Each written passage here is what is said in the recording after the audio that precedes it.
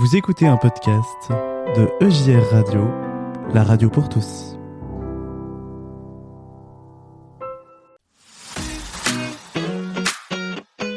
Solidarité, bonnes actions et petite histoire du soir.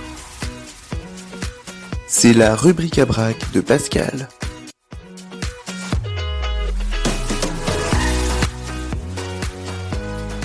Et oui, c'est la rubrique à brac de notre ami Pascal. Pascal, bonsoir, je suis ravi de te retrouver après ces quelques jours de pause. Comment vas-tu ? Moi ça va et toi ? Bonsoir à tout le monde. Alors ça va, oui, bien reposé, tu t'es bien promené. Écoute, bien reposé, on est frais comme un gardon, c'est comme ça qu'on dit ? En tout cas, on est prêt. T'as bien fait le Globetrotter. Exactement, j'ai bien voyagé, merci la SNCF. En plus, les trains avaient de l'avance, si c'est pas magnifique, comme quoi. Il faut le noter. Non mais voilà, c'est ça, on dit souvent... la SNCF, On sait bien être critique et râler quand ils sont en retard, mais notons quand ils sont en avance. Exactement, et puis c'était même pas une avance d'1 minute, c'était une avance de 10 minutes. Comptez, alors. Ah, attention, hein, ça rigolait plus. Et en tout cas, toi tu es bien à l'heure, avec puisqu'il est 18h30 tout pile, pour une nouvelle rubrique à brac aujourd'hui. Alors de quoi vas-tu nous parler ? Alors aujourd'hui on va parler, comme les autres, l'intégration du handicap. Ça te pose des questions. Hein. Exactement, totalement. On va parler d'une station-service collaborative et la petite histoire du soir. Bonsoir. On va nous parler d'un lion et d'un écureuil. Eh bien, C'est parti. on a hâte de découvrir tout ça. Tu commences par nous parler de comme les autres. Mais qu'est-ce que c'est ? Alors, comme les autres, quand le sport et la solidarité permettent une meilleure intégration du handicap. Cofondé en 2011 par le champion paralympique de tennis fauteuil Michael Jérémiaz, l'association Comme les autres accompagne des personnes devenues handicapées moteurs à la suite d'un accident de la vie et à se reconstruire socialement et professionnellement. Son credo, le bonheur doit être accessible à tous. Michael Jérémiaz, quadruple médaillé paralympique de tennis fauteuil, membre de la team Alliance, pas comment on dit. Alliance, c'est Alliance. la société. Et le chef de mission des Jeux paralympiques de Paris 2024. Devenu paraplégique à la suite d'un accident de ski à l'âge de 18 ans, sa détermination sans faille lui a permis de devenir l'un des tennisman français le plus titré. Le sport est un outil puissant pour favoriser la confiance et l'autonomie. Et pas seulement pour les personnes handicapées, juge-t-il. Les clés du succès, un accompagnement social individualisé, une réconciliation avec le corps, une quête de l'estime de soi ainsi qu'une ferme volonté se réapproprier son corps.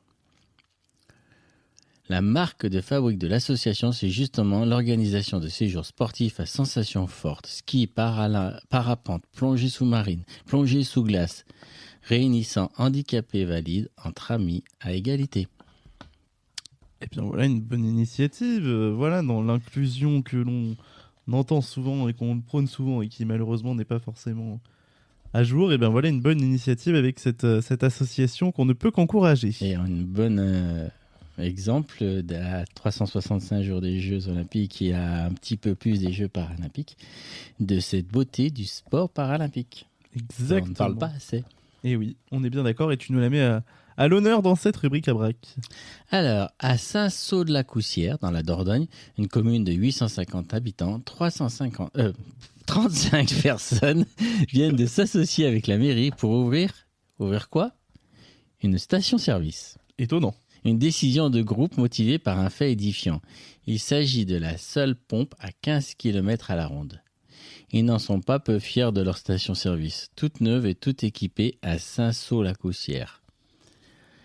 Ils en sont tous actionnaires. Une station-service qui appartient aux habitants du village. L'idée est aussi surprenante que pertinente. Entre 50 et 60 clients par jour qui ne sont plus obligés de faire 15 km pour faire le plein. En effet, 35 habitants ont mis la main au portefeuille. En quelques jours, 170 000 € ont été récoltés. Avec le soutien de la mairie, le projet a été monté en un temps record. Des prix maîtrisés, une marge infime pour le fonctionnement. Les habitants en profitent et les commerçants aussi. Moi, je pense que c'est vraiment important qu'il y ait ça. Ils ont très bien fait de faire ça, se réjouit une habitante. Reste à ne pas perdre d'argent. Mais avec plus de 2000 litres de carburant vendus par jour, l'opération est pour le moment un succès. Eh bien voilà une bonne idée, hein, quand on sait que souvent il faut faire beaucoup de kilomètres pour trouver une pompe à essence. Et si alors en plus il faut trouver une pompe à essence qui fait du samplon 95 et pas du 95 E10 et pas du XXW je ne sais quoi, eh ben, on se complique encore plus la vie. Et là c'est une plutôt En tout bonne cas, il y a idée. une logique là-dedans, parce que faire 15 km pour aller faire son plein, donc dépenser de l'essence pour aller faire son plein, c'est pas très logique. Ouais, c'est sûr, effectivement. Que... Et en même temps, ces personnes-là, le temps qu'elles ne passent pas à aller faire leur plein, elles peuvent le passer en famille, elles peuvent le passer chez les commerçants du village, elles peuvent le passer à autre chose. Et c'est une très bonne initiative. Ouais, et puis que ce soit collaboratif, qu'il y ait plusieurs personnes qui la dirigent, que ce soit vraiment des locaux, je trouve ça très intéressant. Tout à fait. Alors, la petite histoire du soir. Bonsoir. Il faisait très chaud. Le lion décida de chercher un endroit frais pour pouvoir se reposer. Il choisit finalement l'ombre d'un arbre. Soudain, un petit écureuil sortit d'un buisson et passa imprudemment sous le nez du roi de la jungle. Mais celui-ci avait envie de jouer et se mit à poursuivre le petit écureuil. Le pauvre animal pensa que le lion voulait le manger.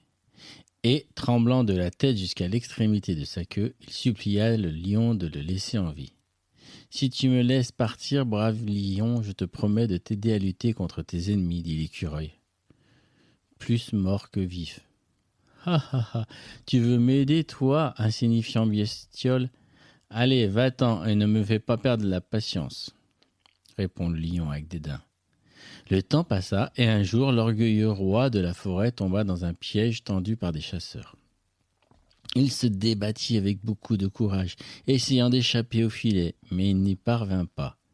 Alors le petit écureuil apparut et, patiemment, il se mit à couper le filet avec ses petites dents pointues.